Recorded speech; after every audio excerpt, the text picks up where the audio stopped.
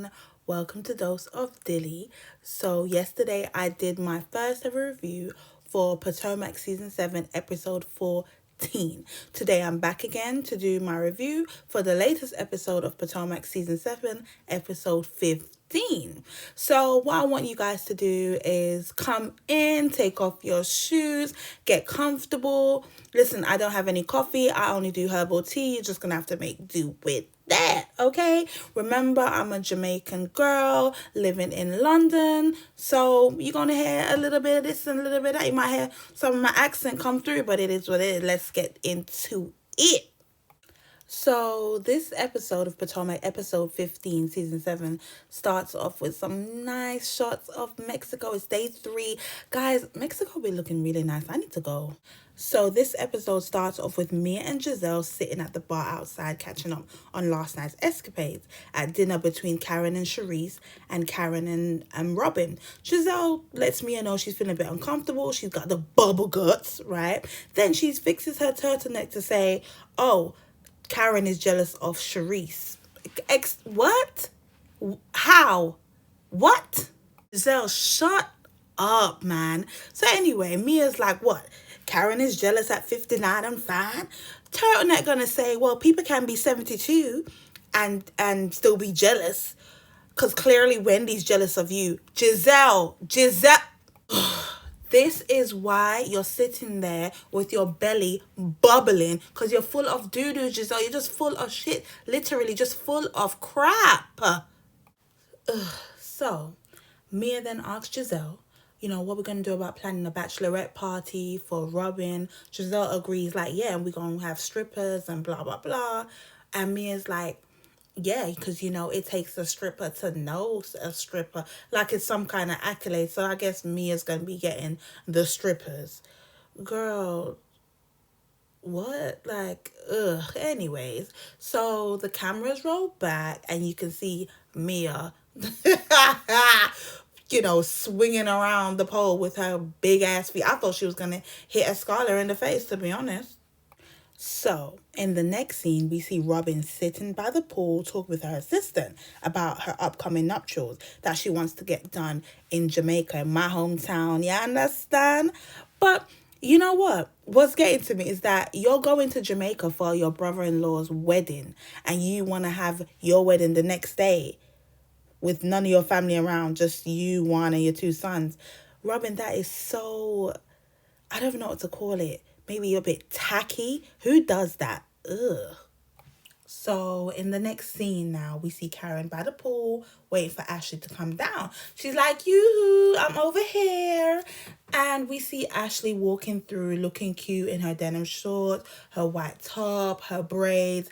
Ashley was looking good on this trip. She was. Ashley and her foot is looking good. We see Karen sitting down. And Karen hasn't got that black headband on her head no more. I kind of see why she had it on. So she begins to talk to Ashley. So Karen begins to say to Ashley that she doesn't understand Robyn's personal attack on her. Listen, Karen, please. Robyn has been on your neck. Your neck for the past few seasons. Why does this even surprise you, Karen? Like, seriously. I would tell Robyn, stop talking to me every time she opens her mouth. I would shut her down. So Ashley tells Karen Charisse was there for Robyn when she went through her first divorce with Juan. And as she should, because Charisse is Robyn's friend, right? She's going to be there when Juan leaves Robyn again. Trust me, she'll be there. So Karen then says, listen, I don't want to talk about Charisse. I don't want to talk about the queen with no crown. I want to talk about this fake wedding Robyn says she's going to have in Jamaica. There's a lot of things I know about Robyn Dixon, which includes Juan Dixon's other woman who lives in Montgomery County, but they date in Georgetown. Listen, I was gagging. I was like, Karen, what are you talking about? Give me the tea.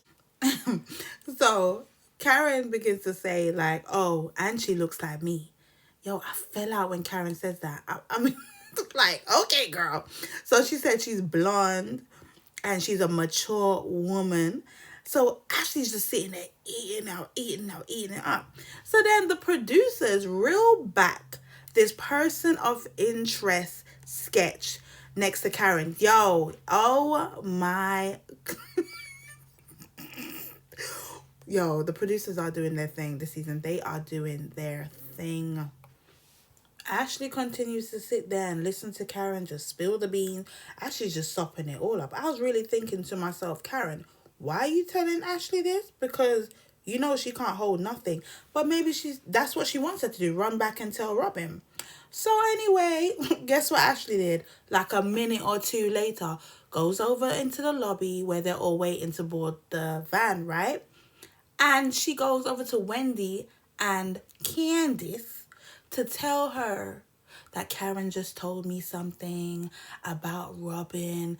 I'm like, you can't help yourself. So Wendy's listening, Candice is listening to Ashley spill the beans, but not really spill the beans because she's itching to say what Karen told her. Oh my gosh, Ashley is a joke. But can we just take in how cute Candice looked? Oh, I loved her outfit. So anyway, all the ladies head to the van. They're going to do some shopping. Her outfit was just banging. It's giving vacation, you know. So they head to their destination because they're going to do some shopping in Mexico, right? And Gezelle still has the bubble guts because she's still full of doo-doo. So they're looking around. They're spending some coins. Wendy going to say, oh, we should get friendship bracelets. And Mia was like, don't we have to be friends for that? Yes, Mia. Yes, you do. I'm glad you know, girl. I'm glad you know. So as they're looking around, you can see Robyn, she's picking out a few bits. And you can see Ashley just waiting to get Robyn by herself. So both of them go into a store and they start to talk. Ashley was like, oh, I have some stuff to tell you. And, it's going to come out anyway, so I might as well just tell you. So she starts to tell Robyn about what Karen told her. Robyn say, well, you know what?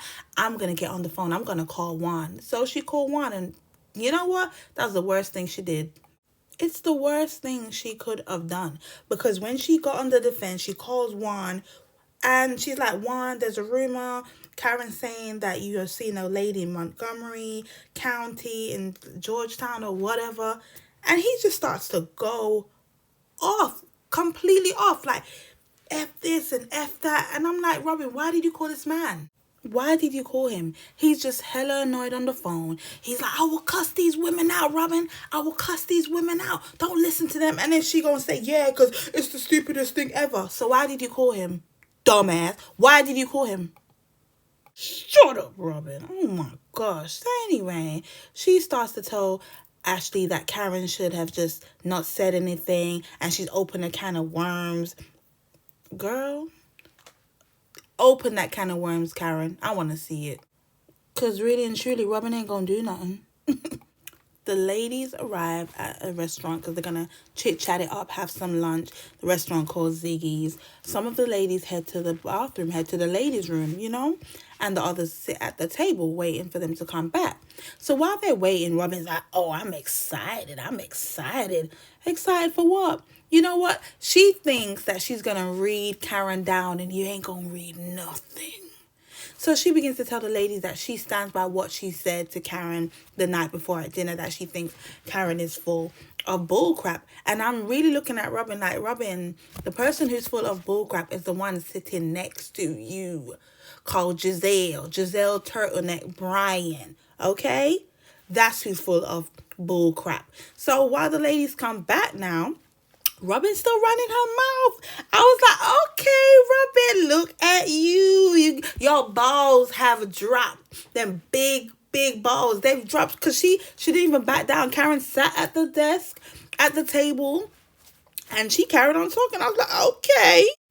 So Karen begins to let Robyn know, like, listen, you attacked my integrity and I've stood by you for years, but you take a dig at me every chance you get. And I have to agree with Karen. Robyn, we see it.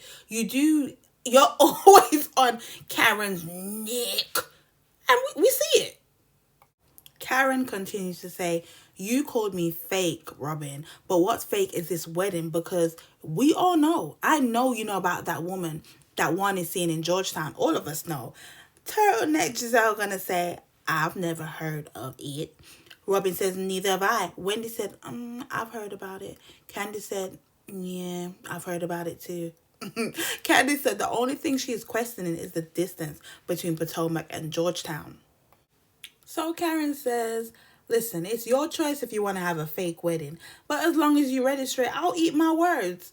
Karen, you're tripping. Because what? I wouldn't even prove myself to you. Girl, bye. So Gezelle pops up and says, she doesn't need to. She doesn't need to for you. Okay, Turner, I see you having... Look at you sticking up for Robyn. You go, girl. Karen then shuts down Gezelle for opening her mouth and was like, Gezelle, listen, I'm not even talking to you. This has nothing to do with you. You ain't even near an altar. Listen.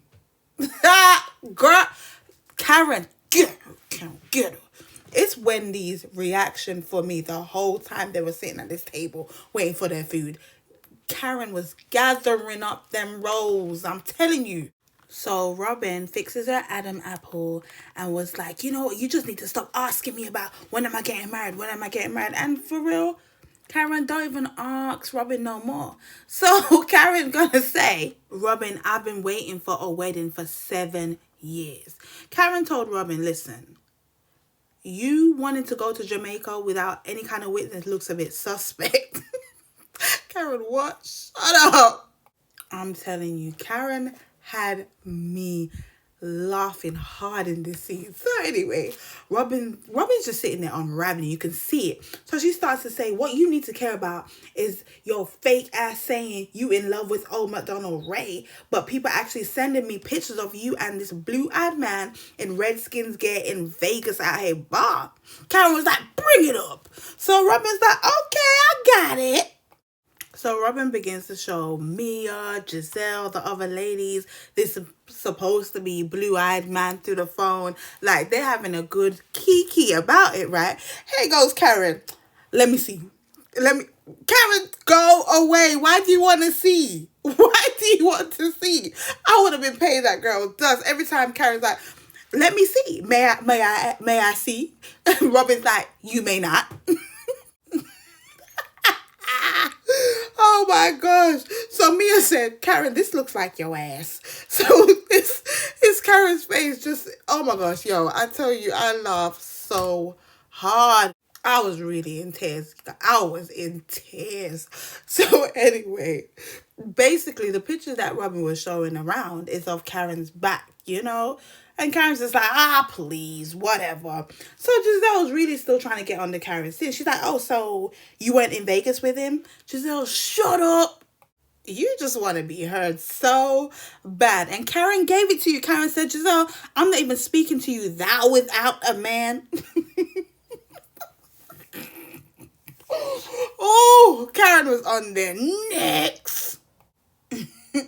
And I was here for it. So Robyn continues to say, how stupid would it be for any of our men to be walking around Georgetown hand in hand with another woman? But Robyn, men do stupid stuff all the time, so girl, bye. So Robyn then says, oh, Juan is getting ready to cuss you out. Karen said, you know what? You know why Juan wouldn't want to cuss me out? Because I was protecting him. You know that I was like, what? What's Karen talking about? So Karen begins to say, 3 years ago in the reunion when Andy Cohen asked about, you know, would Robyn and Juan consider having a threesome? Robyn said no, she wouldn't. But Juan was like, oh, you know, we can keep it spicy. So Karen said after all of that, they all went out for dinner. And Juan said hi to her. Juan hugged her close, you know, take her in his arms. And they hugged. He squeezed her tight till her breasts went back to her vertebrae. Karen, shut up. And continued to say that Juan said he wanted me to be the number 3 in the threesome. Oh my God. Karen took me out.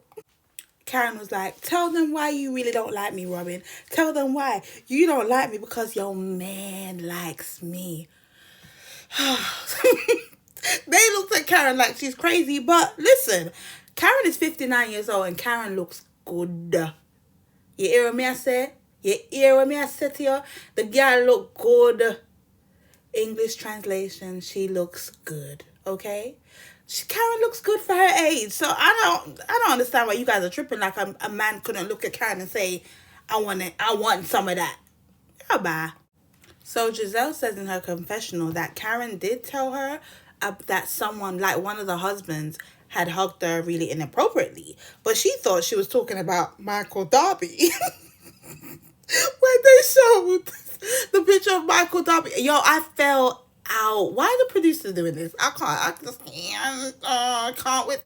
Ooh, I just can't with them. So they rolled back a footage of Karen and Juan hugging before. Why are they doing this? They're just so out of order.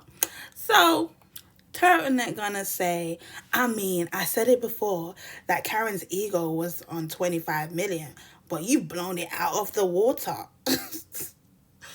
Oh, Gezelle, you so pressed by Karen. It is, it's really sad to be honest. Yo, Gezelle is such a clown. Look at her. Because she cannot get under Karen's skin, she turns round to Mia and Jackie and was like, oh, so are you two okay? Because you guys didn't want to sit next to each other. Do they look like they're okay? You can see that they are not talking. Yes, they're best friends, for how many years, but they're not talking to each other right now. Why are you asking that? Just want to start up more crap. I really and truly don't understand what's Gezelle's purpose here. Oh my gosh. Jackie lets them know straight up and down that, listen, we are working through it. This has nothing to do with the rest of you guys, and this is a process. So Gezelle's like, oh, you mad at us?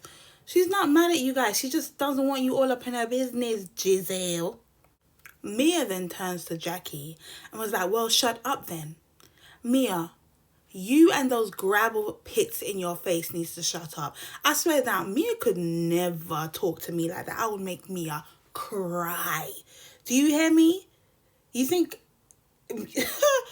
Oh, wow.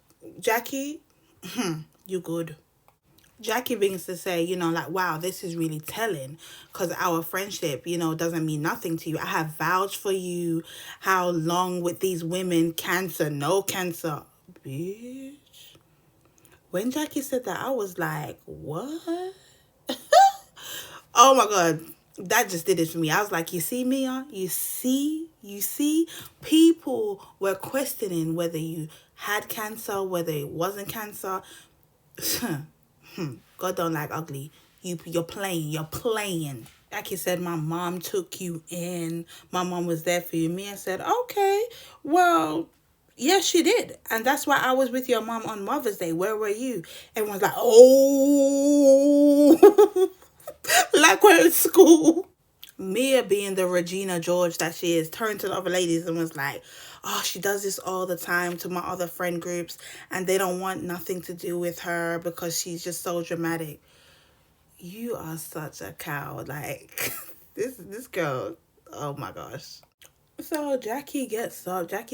Her voice starts to break and she gets up from the table and goes by the bar just crying. I'm like, Jackie, why you... you know what? I shouldn't even say why she's crying. I get it. She's hurt by her friend. But I'm going to need you to cuss me out. So while Jackie's over by the bar crying, Mia turns to Wendy and was like, you know what, Wendy, I really want to like you. I have a soft spot for you, Wendy. In my heart, you got a lovely husband. You got 3 beautiful kids. I don't want you to feel like you don't like me because of insecurities. Huh? Insecurity? What? I'm Wendy's face right here. What do you mean insecurities? Why do you feel like Wendy is insecure about you? What? Mia, bye. You can't hold a flame to Wendy. Wendy's been looking gorgeous this whole trip in her whole Nubian queen kind of vibes. Mia, bye. Wendy just lets her know, listen, we can have a conversation. So they get ready to leave and Jackie's still over there crying by the bar while the ladies gather around her. Mia's back in the van because she don't give a damn about her friend, So it's the last night in Mexico and Wendy goes to Mia's room, looking gorgeous in my favorite color, yellow. Mia says, I want you to know that I do like you and I don't understand where we went wrong. What? Come again? This is... Mia, are you dumb? What do you mean you don't understand where he went wrong with Wendy? Honey, you threw a drink in her face. I swear all the silicone has gone to her brain cells. Like, I just don't understand what she's talking about. Wendy had to remind her that you threw a drink in my face and that was very disrespectful. It's like spitting on someone. Then Mia says, I'm really sorry. Let me tell you what I'm sorry about. This is where Mia has me effed up. Because you could never throw a drink in my face, then just come and tell me in a hotel room, oh, I'm sorry. Your disrespect was so loud in front of everyone in Miami. So I'm expecting your apology to be louder. Do you understand me?